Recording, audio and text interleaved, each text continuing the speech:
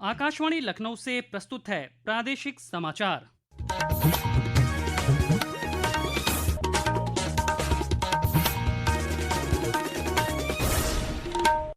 मुख्य समाचार। 2 दिवसीय उप निरीक्षक नागरिक पुलिस भर्ती परीक्षा आज कड़ी सुरक्षा के बीच शांतिपूर्ण ढंग से संपन्न। 4,543 पदों के लिए 1,090 केंद्रों पर हुई परीक्षा।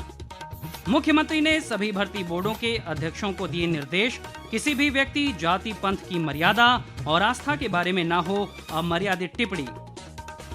केंद्र सरकार ने पीएनजी और एलपीजी दोनों कनेक्शन रखने वाले परिवारों को एलपीजी कनेक्शन सरेंडर करने का दिया निर्देश। प्रदेश में एलपीजी, पेट्रोल और डीजल आपूर्ति पर लगातार निगरानी जारी। और प्रदेश के पश्चिमी और पूर्वी जिलों में आज तेज हवा के साथ हुई बारिश। मुख्यमंत्री ने फसलों की क्षति का आकलन कर मुआवजा देने का दिया निर्देश। नमस्कार, प्रदेश के समाचारों के साथ मैं शैलेंद्र और अब समाचार विस्तार से।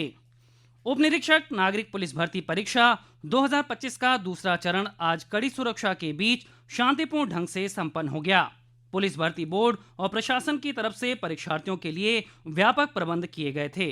पेश है एक रिपोर्ट। प्रदेश में सब इंस्पेक्टर भर्ती परीक्षा का दूसरा और अंतिम चरण आज पूरा हो गया। उत्तर प्रदेश पुलिस भर्ती एवं प्रोन्नति बोर्ड द्वारा आयोजित ये परीक्षा राज्य के 75 जिलों में 2 पालियों में हुई। भर्ती परीक्षा प्रदेश भर में उप निरीक्षक के 4,543 पदों के लिए 1,090 केंद्रों पर शांतिपूर्ण ढंग से संपन्न हुई। केंद्रों की सीसीटीवी से मॉनिटरिंग के लिए त्रिस्तरीय कंट्रोल और कमांड सेंटर की व्यवस्था की गई थी। आकाशवाणी समाचार कक्ष से फजल इनाम।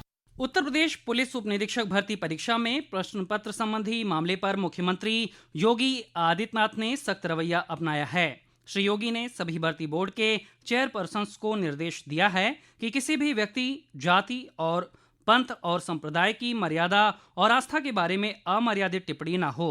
उन्होंने कहा कि इसका संज्ञान लेते हुए सभी पेपर सेंटर्स को भी निर्देशित करें और हैबिचुअल ऑफेंडर्स पर तत्काल पाबंदी लगाई जाए। वहीं इस मुद्दे पर उच्च शिक्षा मंत्री योगेंद्र उपाध्याय ने कड़ी आपत्ति जताई है। उच्च शिक्षा मंत्री ने इसे अनुचित और आपत्तिजनक बताया और कहा कि ये सामाजिक समरसता को बिगाड़ने का प्रयास है। उच्च शिक्षा मंत्री ने इस कृत्य को मानसिक विकृति से ग्रस्त पेपर सेंटर की जानबूझकर की गई हरकत बताया। पेट्रोलियम और प्राकृतिक गैस मंत्रालय ने पाइप वाली प्राकृतिक गैस पीएनजी और द्रवीकृत पेट्रोलियम गैस एलपीजी दोनों के कनेक्शन वाले परिवारों को तत्काल प्रभाव से अपना एलपीजी कनेक्शन सरेंडर करने का निर्देश दिया है। मंत्रालय द्वारा जारी एक अधिसूचना में कहा गया है कि पीएनजी कनेक्शन रखने वाले किसी भी व्यक्ति को घरेलू एलपीजी कनेक्शन रखने या सरकारी तेल कंपनियों या उनके अधिकृत वितरकों से एलपीजी सिलेंडर रिफिल लेने की अनुमति नहीं होगी। ऐसे उपभोक्ताओं को भी अपना एलपीजी कनेक्शन तत्काल सरेंडर करना होगा। सरकार ने कहा कि ये कदम खाना पकाने की गैस की आपूर्ति में दोहराव को रोकने और ये सुनिश्चित करने के लिए उठाया गया है। पेट्रोलियम और प्राकृतिक गैस मंत्रालय की संयुक्त सचिव सुजाता शर्मा ने कहा कि किसी भी खुदरा दुकान या वितरक के पास एलपीजी की कोई कमी नहीं है और डीजल पेट्रोल पर्याप्त मात्रा में उपलब्ध है। संयुक्त सचिव ने नागरिकों से एलपीजी सिलेंडर की जल्दबाजी में बुकिंग नहीं करने और आवश्यकता पड़ने पर डिजिटल बुकिंग करने का आग्रह किया।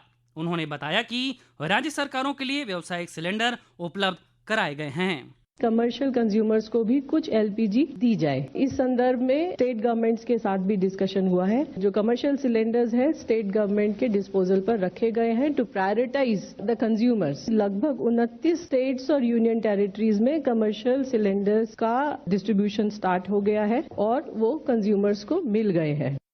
प्रदेश में आम नागरिकों को एलपीजी, पेट्रोल और डीजल आपूर्ति पर लगातार निगरानी के साथ साथ निरीक्षण और जमाखोरी के खिलाफ कार्रवाई जारी है।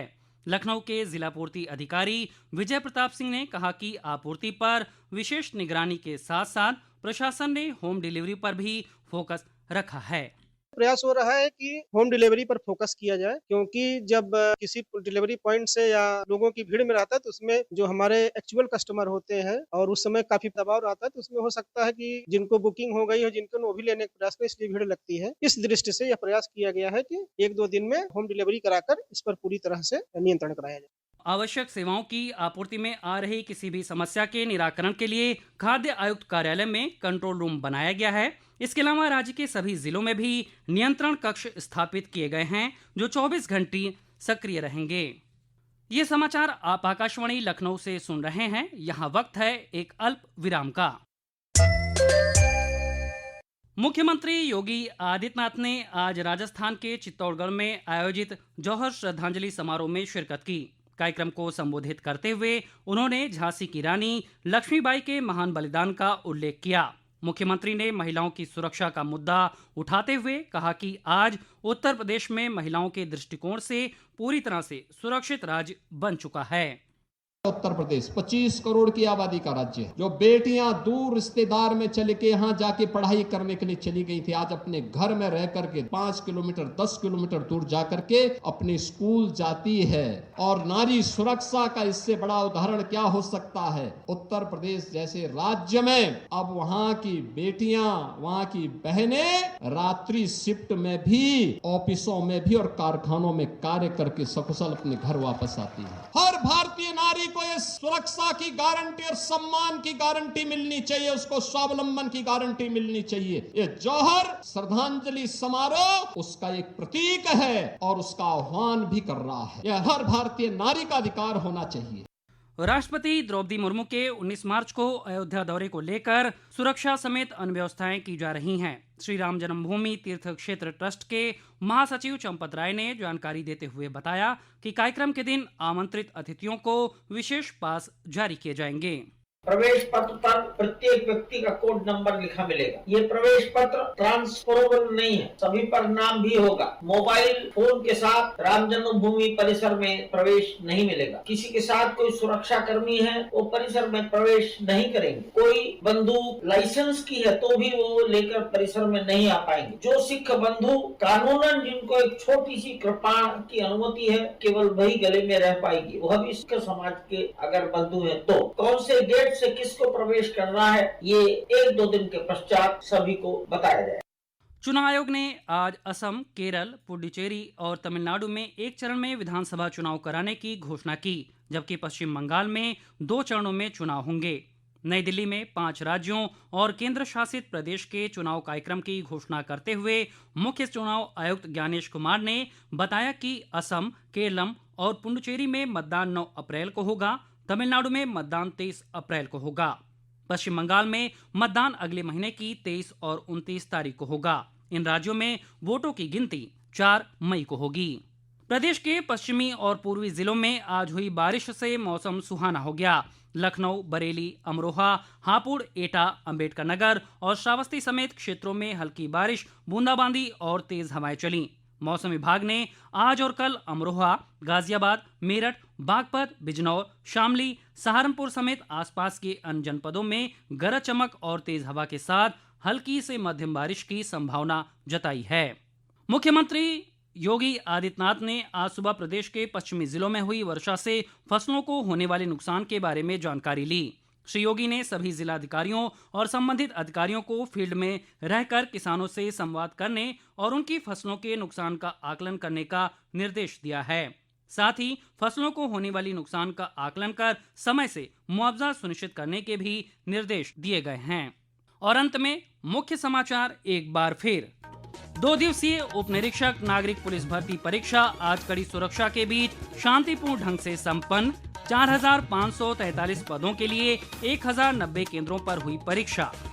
मुख्यमंत्री ने सभी भर्ती बोर्डों के अध्यक्षों को दिए निर्देश, किसी भी व्यक्ति, जाति, पंथ की मर्यादा और आस्था के बारे में ना हो अमर्यादित टिप्पणी। केंद्र सरकार ने पीएनजी और एलपीजी दोनों कनेक्शन रखने वाले परिवारों को एलपीजी कनेक्शन सरेंडर करने का दिया निर्देश। प्रदेश में एलपीजी, पेट्रोल और डीजल आपूर्ति पर लगातार निगरानी जारी। और प्रदेश के पश्चिमी और पूर्वी जिलों में आज तेज हवा के साथ हुई बारिश। मुख्यमंत्री ने फसलों की क्षति का आकलन कर मुआवजा देने का दिया निर्देश।